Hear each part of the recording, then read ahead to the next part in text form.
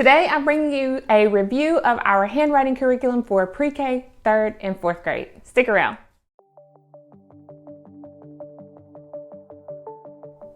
Welcome to the channel. My name is Morgan here at The Life of Tillmans. If this is your first time, I'm so happy to have you here in this space. I hope that while you're here, you find everything that you need, love, and enjoy right here on the channel. If you haven't done so already, go ahead, click that subscribe button so that you do not miss any of the videos uploaded on the channel. If you've been with me before, welcome back.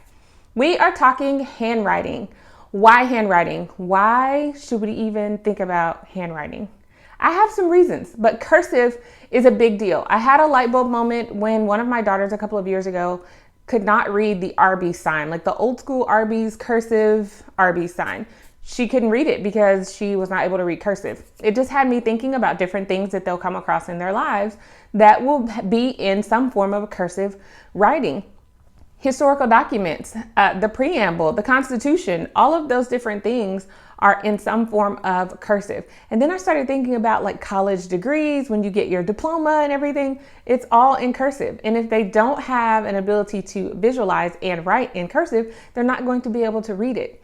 Also, I just want them to have really great signatures to sign all the amazing documents that they will have to sign throughout their lives. So that's basically why I bring cursive into our homeschool. It's not a stressful thing. If we miss it, sometimes we do, but the girls really enjoy it. So I thought, let's bring cursive. So I'm going to share with you what we have been using for cursive handwriting curriculum. The first one I'm going to start with is my pre-K daughter. Of course, she is not doing cursive, but she is working on handwriting. And we have been using the Good and the Beautiful's doodles and pre-writing for pre-K. This is for littles is what it says on here.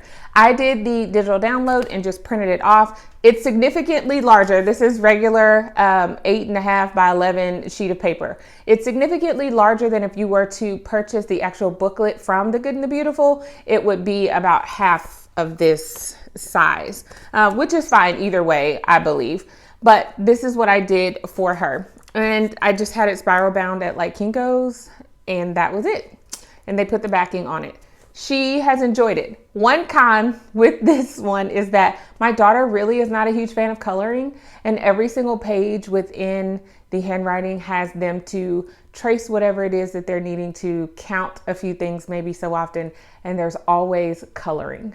Coloring. I'm going to show you her example of coloring. She does not like to color. Here we are. She simply takes a crayon and like scrub, and she's done. This was back in September that she did this.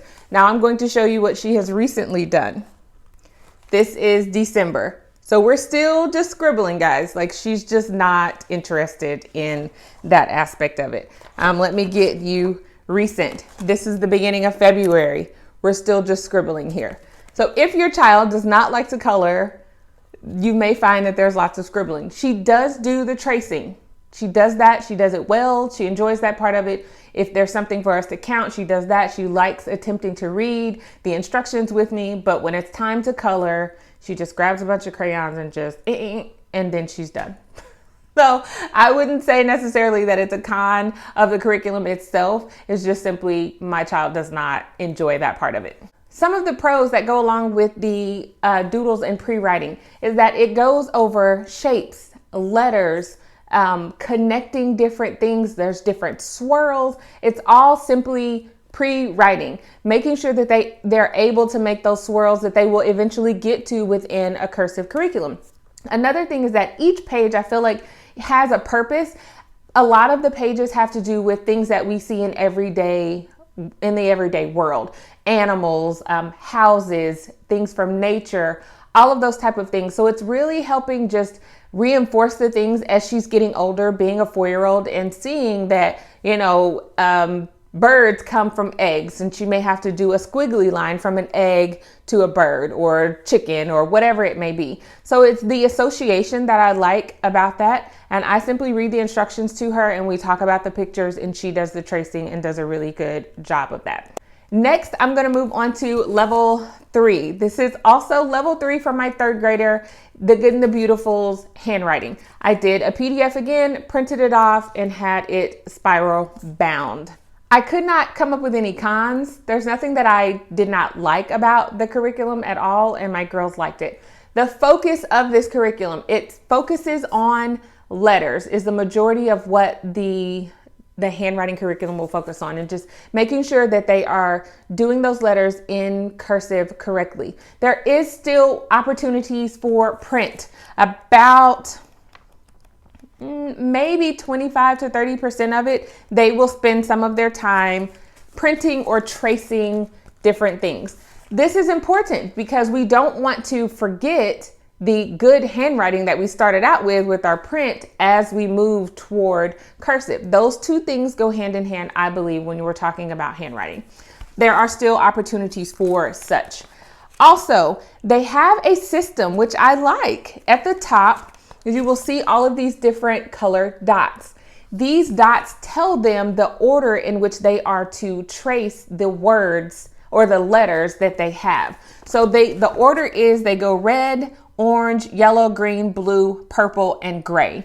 So when they see a word or a letter, I keep saying words, but when they see a word here, they know to follow that color based on what's here at the top. And this color grid with the dots is at the top of every page that they work on. It's awesome. It works really good for them.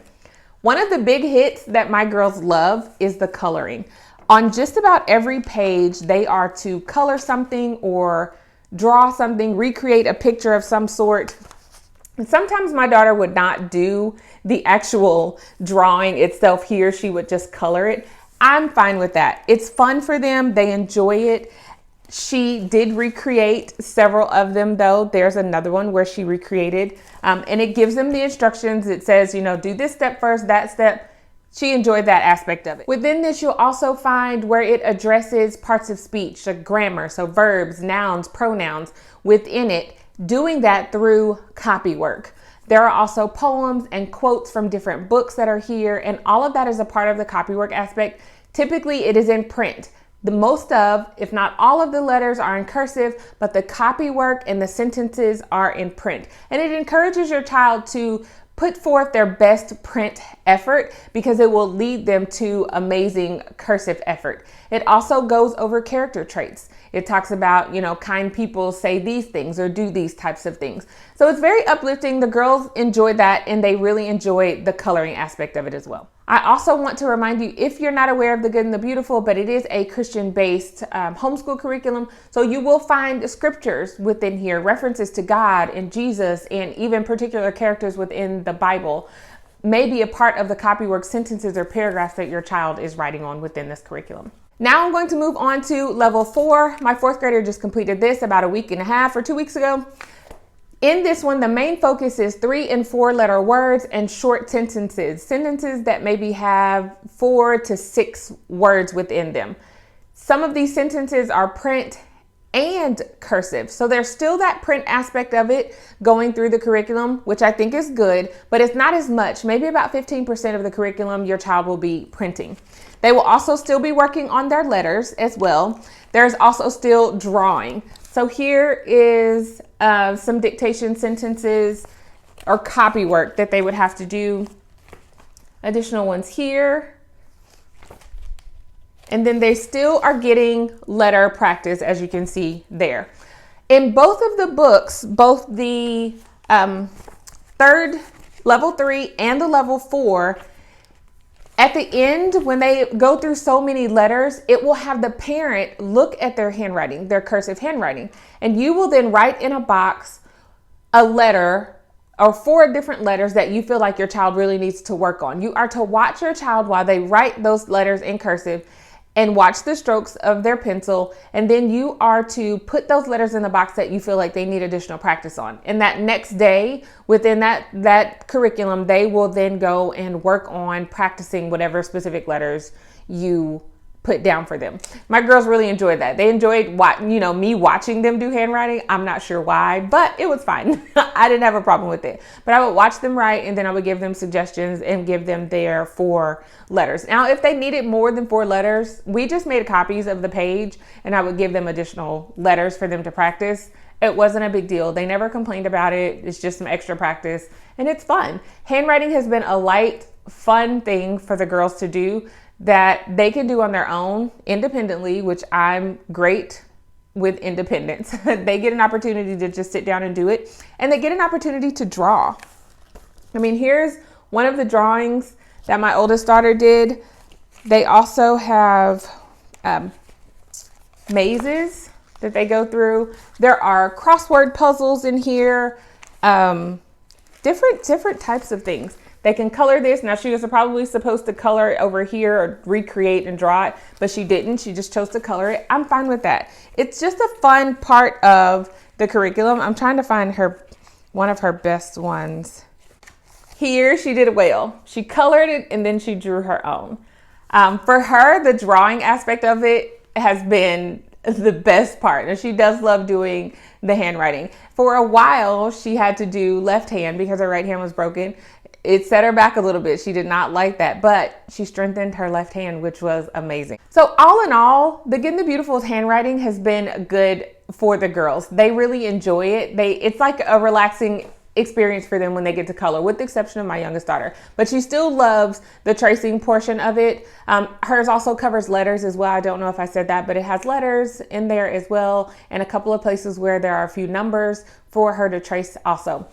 The progression of it from level 3 to level 4 is really good. You can tell that thought was placed into what else they needed to be learning and working on throughout the various levels. Those two I'll speak specifically on, but throughout those specific levels, and just a progression of it. And I really like that. I like that print is still there within each of the levels, and it just kind of slowly seems to be drifting away. I have not taken a look at level 5, 6, or 7, but it does go all the way up to level 7.